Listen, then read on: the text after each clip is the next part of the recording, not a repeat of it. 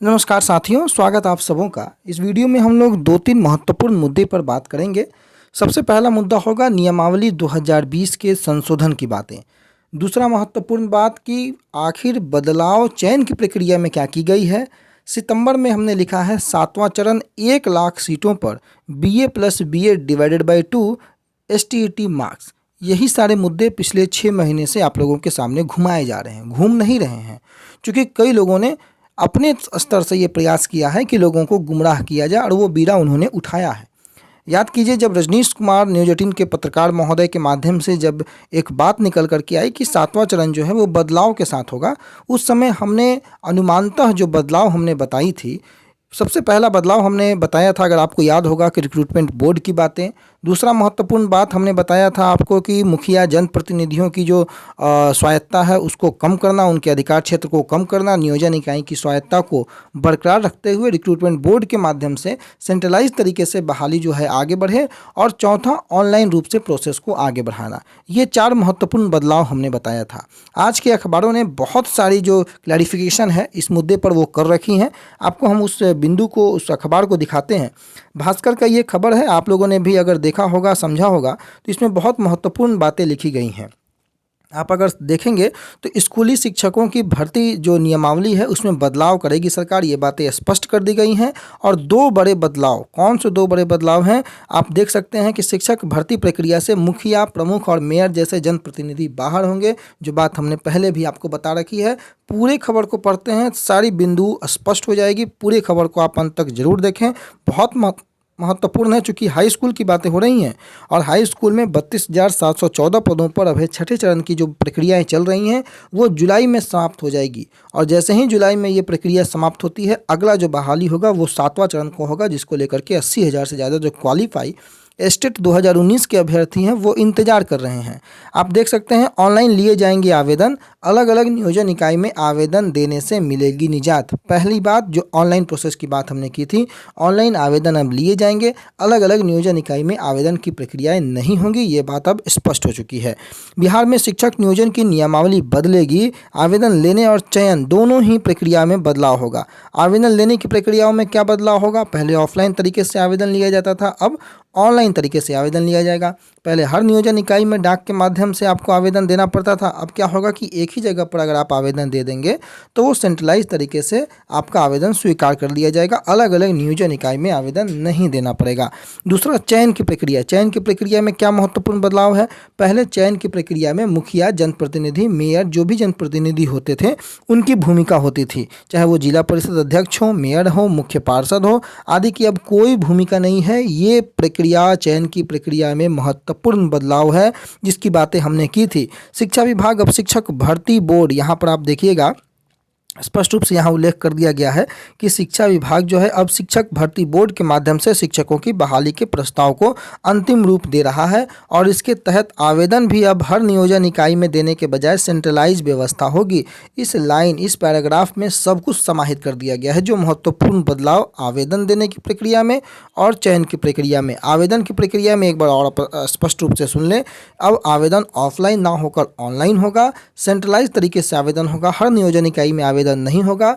और दूसरा, चयन की प्रक्रिया में जो महत्वपूर्ण बदलाव है कि मुखिया, जो जिला परिषद अध्यक्ष हैं, जो जनप्रतिनिधि हैं, उनकी भूमिका जो है वो समाप्त की जाएगी। अब रिक्रूटमेंट बोर्ड के माध्यम से, यानी कि शिक्षक भर्ती बोर्ड के माध्यम से बहाली आगे होगी और उसके तहत आवेदन लिए जाएंगे और वो भी सेंट्रलाइज तरीके से लिए जाएंगे। आप लोगों ने इस पैराग्राफ को पढ़ने के बाद यहाँ तक समझ लिया होगा।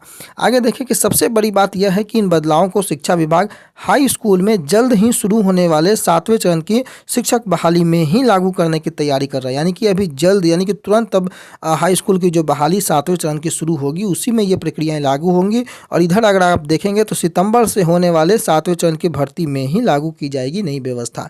यहाँ पर क्लैरिफिकेशन एक तरीके से अखबार ने डेट का भी कर दिया सितंबर, क्योंकि 28 जुलाई तक जो है, यानी कि जुलाई पूरा मान लीजिए आप, जुलाई में जो है आपको प्रक्रिया छठे दौर की समाप्त हो रही है। और जैसे ही छठे दौर की प्रक्रिया समाप्त होती है, सीटों का रिकैलकुलेशन होगा, हर जिले से मांगा जाएगा जो शिक्षक जो मृत हैं, सेवानिवृत्त हैं या अन्य कारणों से जो सीटें खाली पड़ी हैं, बैकलॉग सीटों को रिकैलकुलेट किया जाएगा, तब जाकर नई वैकेंसी निकाली जाएगी। उसमें आपको महीने 2 महीने का समय लग सकता है, इसलिए यहाँ पर आपको सितंबर की बातें यहाँ पर की गई हैं। इसके पहले यहाँ पर आप आ जाइए। इसके लिए सबसे पहले उच्च और उच्चतर माध्यमिक शिक्षकों की जो नियमावली है 2020, उसमें संशोधन किया जाएगा। वर्तमान में अलग अलग नियोजन इकाई के माध्यम से मेधा सूची और चयन की प्रक्रिया जो है वो पूरी की जाती है। इसमें कई बार योग्य अभ्यर्थी भी चयन से वंचित रह जाते हैं। अब जो है मुखिया जनप्रतिनिधियों की जो अधिकार है उसे समाप्त कर जो हर नियोजन इकाई में जो आपको आवेदन देना पड़ता था वो भी अब समाप्त होगा। सेंट्रलाइज तरीके से अब एक ही बार मेरिट लिस्ट बन जाएगा, कहीं भी आपको हर जगह आवेदन देने की बातें नहीं है और इसके अलावे कोई बदलाव नहीं है। अब नीचे के पैराग्राफ में अगर आप आ जाएंगे तो आप यहाँ देखेंगे जो सितंबर की जो बातें हैं कि 7वें चरण में हाई स्कूलों में लगभग 1 लाख शिक्षकों की बहाली की प्रक्रिया सितंबर से शुरू होगी। अभी विभाग ने माध्यमिक शिक्षक यानी कि हाई स्कूलों में 40,665 पद, उच्च माध्यमिक शिक्षकों के 47,886 पद और कंप्यूटर शिक्षक के 1,000 पद जो रिक्त हैं उनको चिन्हित कर लिया है। और छठे चरण के तहत 32,714 शिक्षकों की बहाली की प्रक्रिया चल रही है जो जुलाई में पूरी हो जाएगी। ये लाइन इंपॉर्टेंट है क्योंकि जुलाई में ये प्रक्रियाएं पूरी हो जाएंगी और छठे चरण को पूरा होना बेहद आवश्यक है, तब जाकर के 7वें चरण की शुरुआत हो पाएगी। और जैसे ही ये पूरी होगी माना जा रहा है कि 32,714 शिक्षकों के पदों में 2/3 पद रिक्त रह जाएंगे और इस तरीके से छठे चरण में जो पद रिक्त रह जाएंगे उन्हें 7वें चरण में शामिल कर दिया जाएगा। ऐसे में कुल मिलाकर जो रिक्ति होगी वो 1 लाख से अधिक हो जाएगी। 7वें चरण में बहाली के लिए अभ्यर्थियों को केंद्रीकृत यानी कि सेंट्रलाइज तरीके से आवेदन लिए जाएंगे और जिन नियोजन इकाइयों में शिक्षक जो बनना चाहते हैं इसका ऑप्शन मांगा जाएगा। यहाँ पर आप देख सकते हैं जिस भी नियोजन इकाई में अगर आप शिक्षक बनना चाहते हैं उसका ऑप्शन मिलेगा आपको। और उसके बाद उच्च माध्यमिक में 50% प्रोन्नति से भरे जाएंगे, ये भी जिक्र यहाँ पर किया गया है उच्च माध्यमिक के लिए। यानी कि आपसे ऑप्शन की मांग होगी कि जिन नियोजन इकाई में, जैसा कि हमने आपको पहले बताया था कि आपको चूज़ करना पड़ेगा कि किस नियोजन इकाई में आप शिक्षक बनना चाहते हैं। बाकी शिक्षा विभाग जब मेरिट लिस्ट तैयार करेगा तो अपने स्तर पर जिन नियोजन इकाइयों में जगह खाली होगी उसके आधार पर आपका प्रेफरेंस देखा जाएगा, उसके आधार पर आपकी बहाली होगी। तो ये सारी प्रक्रियाएं आपने देखी।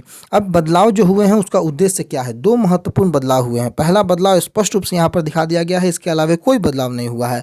पहला बदलाव है कि जो नियुक्ता यानी कि पंचायती राज और नगर निकाय ही होंगे, लेकिन मुखिया, प्रमुख, जिला परिषद अध्यक्ष, नगर परिषद अध्यक्ष, महापौर जैसे जो निर्वाचित जनप्रतिनिधि होते हैं भर्ती प्रक्रिया से अलग हो जाएंगे। ये लोग जो जनप्रतिनिधि जो होते हैं इनके माध्यम से लगातार आरोप भी लगते रहे हैं। लाभ क्या होगा? आरोप लगे रहते हैं कि जनप्रतिनिधियों के द्वारा बहाली में पारदर्शिता नहीं बरती जाती है, गड़बड़ी के आरोप लगाए जाते हैं। प्रस्तावित बदलाव में इसमें सुधार संभव है। ये हो गया पहला बदलाव। दूसरा महत्वपूर्ण बदलाव होगा कि अभ्यर्थियों को जो अलग अलग नियोजन इकाइयों में आवेदन देना पड़ता था उसके बदले एक ही आवेदन लिया जाएगा और वो भी ऑनलाइन रूप से लिया जाएगा। आप घर बैठे भी आवेदन कर सकते हैं। लाभ इसका क्या होगा कि एक एक अभ्यर्थियों को सैकड़ों आवेदन देने के लिए जो आपाधापी करनी होती थी, जो पैसे खर्च होते थे वो नहीं होंगे। सेंट्रलाइज तरीके से चयन होने से पद रिक्त रहने की संभावनाएं भी नहीं रहेंगी। जैसे कि अभी आप देख रहे होंगे कि 90,000 से ज़्यादा प्रारंभिक शिक्षकों के पद जो निकाले गए थे उनमें 48,000 से ज़्यादा पद जो हैं वो रिक्त हो गए हैं। अभी पंचायत जो नियोजन इकाई में मुखिया अध्यक्ष हैं और सबसे बड़े वार्ड के वार्ड सदस्य मेयर होते हैं। प्रखंड स्तर की नियोजन इकाई के अध्यक्ष प्रखंड प्रमुख होते हैं और यही एकमात्र जनप्रतिनिधि भी होते हैं। और जिला स्तरीय जो नियोजन इकाई है उसके अध्यक्ष की भूमिका जिला परिषद अध्यक्ष की होती है और इनके माध्यम से लगातार गड़बड़ी का आरोप जो है वो लगते आया है, जिसको लेकर के शिक्षा विभाग ने अब कमर कस ली है कि इनकी भूमिका को नगण्य किया जाएगा। हालांकि प्रक्रियाएं पंचायती राज और नगर निकाय जो है वही नियुक्ता होंगे, इन सारी प्रक्रियाओं को वही देखरेख करेंगे, परंतु अब शिक्षा विभाग शिक्षक भर्ती बोर्ड के माध्यम से डायरेक्ट जो है सारी प्रक्रियाओं को अपने हैंडओवर में लेने की प्रयास पूरी तरीके से कर रही है। और नियमावली 2020 में यही 2 बड़े बदलाव हैं।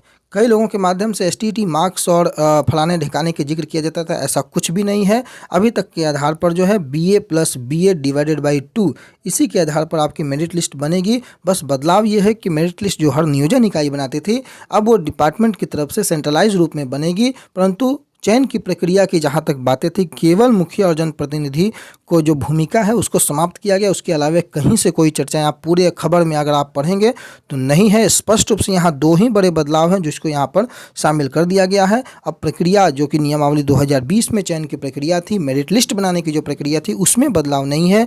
BA + BA डिवाइडेड बाई 2 जो हमने लगातार कहा है अभी तक वही चीज़ें आगे बढ़ रही हैं। STT मार्क्स का जिक्र कभी नहीं है। और हमने शुरू में भी आपको बताया था कि केवल STT एसटीटी मार्क्स के आधार पर प्रक्रिया या मेरिट लिस्ट बनाना ये मुमकिन बिल्कुल नहीं है कि केवल एसटीटी मार्क्स पर बहाली हो जाए। और जैसा कि लगातार कई अभ्यर्थियों के माध्यम से ये ख्याली पुलाव पकाए जाते हैं, अभ्यर्थियों को गुमराह किए जाते हैं कि एसटीटी मार्क्स पर बहाली होगी, जो कि बिल्कुल नहीं मुमकिन था। आज के अखबारों ने उसे स्पष्ट भी कर दिया। बाकी सितंबर में सातवें चरण की शुरुआत होगी, देखना होगा कि कब शुरुआत होती है, कितने दिनों में होती है, कब तक प्रक्रियाएं आगे बढ़ती हैं, कितनी सीटों पर बहाली होती है, सबों को इसका इंतजार होगा। परंतु ये बड़ी खबर थी, अभ्यर्थियों को लगातार इसका इंतजार था। पूरी खबर का विश्लेषण हमने किया। आपके जो भी डाउट होंगे आप कमेंट बॉक्स में पूछेंगे और आपके जो सवाल होंगे उसका जवाब देने का निरंतर प्रयास किया जाएगा। धन्यवाद।